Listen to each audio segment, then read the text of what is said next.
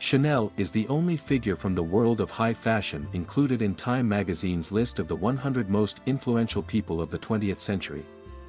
Even today, it's hard to find someone who doesn't know about Chanel No. 5 perfume and the little black dress. Mademoiselle Coco Chanel was not just a talented and influential couturier and the owner of her own brand. Coco was born in a shelter in the town of Saumur. The workers there gave the girl the name Gabrielle, in honor of one of those who assisted in her birth. Coco Chanel's mother was Eugénie Jean Duval, the daughter of a carpenter, and her father was Albert Chanel, an ordinary market trader. At the time, her parents were not married and lived in poverty. When Gabrielle turned 11, her mother passed away, and her father abandoned her, leaving her alone with her sister and 2 brothers. The Chanel children were sent to an orphanage run by nuns, where Gabrielle stayed until adulthood. Coco Chanel already realized her position during her childhood, but despite everything, she never stopped dreaming of a better life. Seemingly, her background was far from conducive to success, but the experience gained by Chanel in the orphanage would shape her future life. It was the nuns who taught the young girl how to sew, so when she left the institution, Gabrielle was able to find work as a saleswoman at the lingerie store Au Sans Perel. At the same time, she sang and danced in cabarets and tried her hand at theater, but she did not succeed in those pursuits. In one of the cafes, she acquired the nickname Coco because the girl loved to sing the songs Coucou Oui Coco and Coco Re Company. Despite not achieving significant success, the cabaret provided Coco Chanel with an opportunity to get closer to the life she dreamed of. It was there that she caught the eye of a wealthy retired officer, Etienne Balsan, who was so charmed by her that he took her to his home in Paris, which turned out to be a real castle. Chanel agreed, but depending on someone was not her style. Coco had to adapt to the role of an officer's mistress, but she always felt something was missing.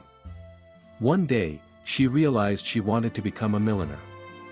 Etienne laughed at the idea, but he introduced her to Arthur Capel, an English industrialist, who agreed to support Chanel's ideas despite her lack of experience. Arthur's close associates called him Boy. Despite his youth, he was a successful entrepreneur who knew how to promote businesses. Moreover, he had an interest in fashion. With his help, Coco Chanel was able to open her first hat shop for Parisian women. It is still located across from the Ritz Hotel at 31 Rue Cambon. The venture proved to be successful.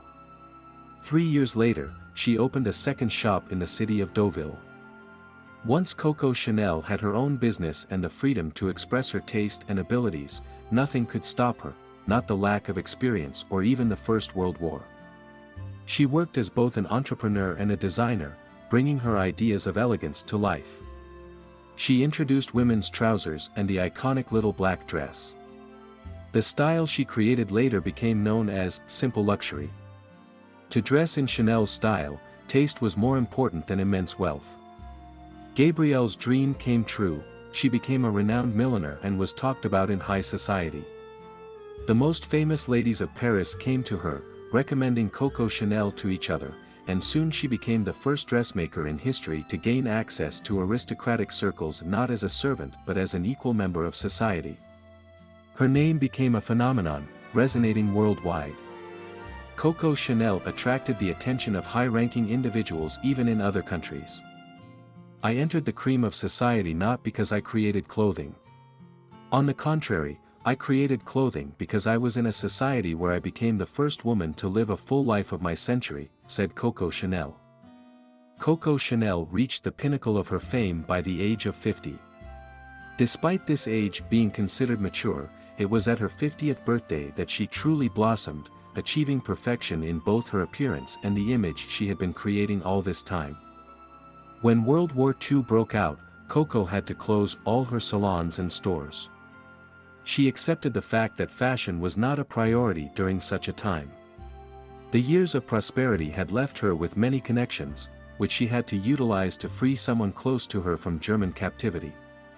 In order to accomplish this, Coco had to approach a German officer, and when this became known, she was arrested.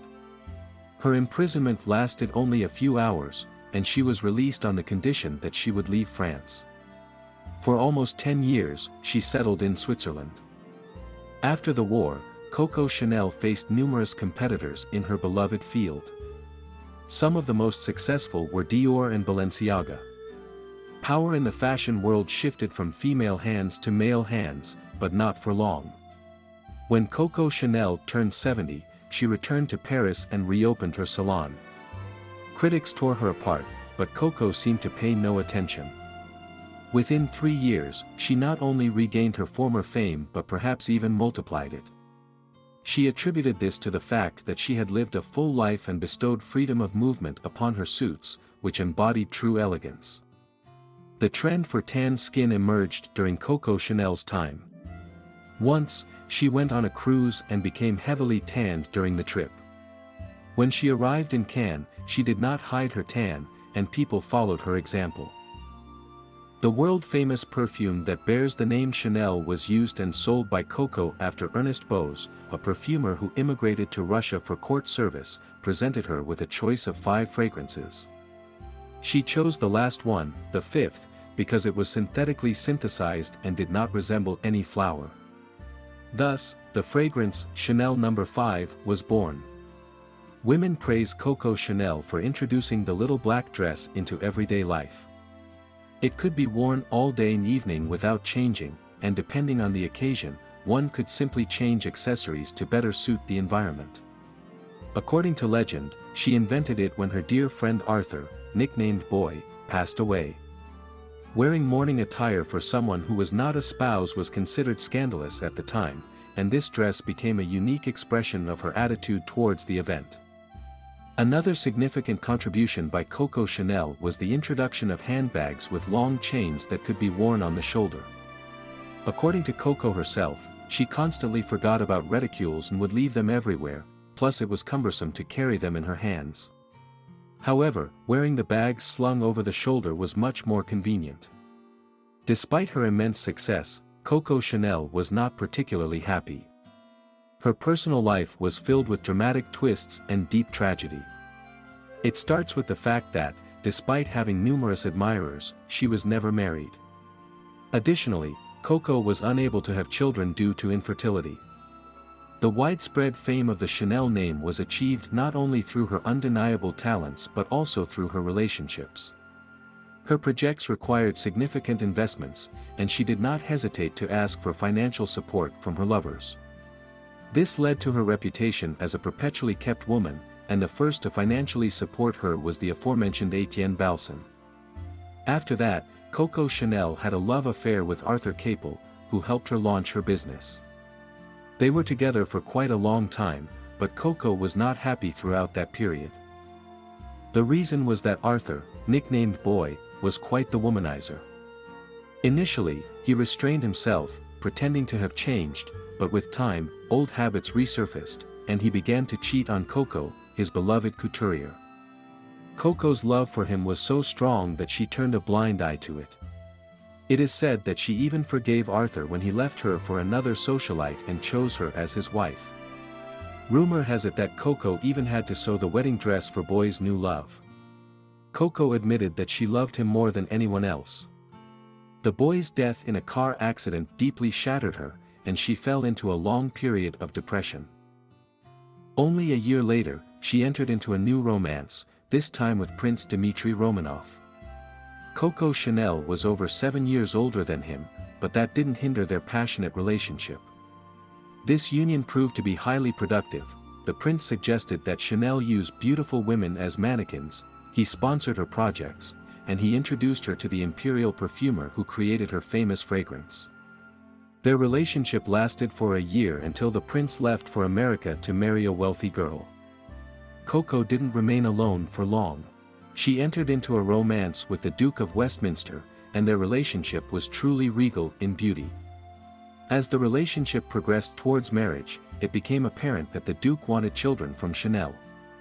Once again, the issue of children became a stumbling block in Coco's relationships. The romance with the Duke lasted for 14 years, but the couple eventually parted ways. Coco herself loved children and wanted them, but after numerous abortions in her youth, she could no longer conceive.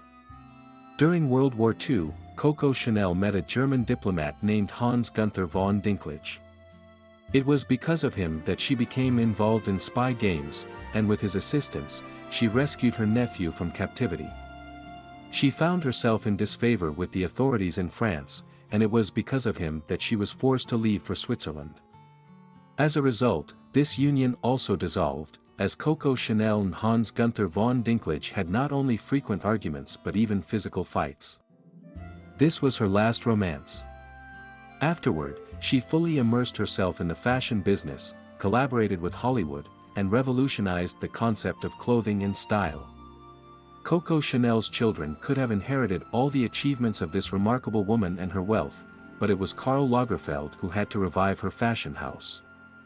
He managed to preserve the tremendous legacy of the great designer and ensure that the talent of Coco Chanel, one of the most extraordinary women of the 20th century, would not be forgotten. At the age of 70, Coco Chanel began a new chapter in her life. Once again, she revolutionized fashion, making her style one of the dominant forces. Audrey Hepburn, Elizabeth Taylor, and the First Lady of the United States, Jacqueline Kennedy, sought her services, and Chanel's tweed suits became her signature look. Coco Chanel passed away at the age of 87 at the Ritz Hotel due to a heart attack. Her final resting place was in Lausanne, Switzerland, and her tomb is adorned with 5 lions. Thus, the influence and impact of Coco Chanel continue to thrive even today.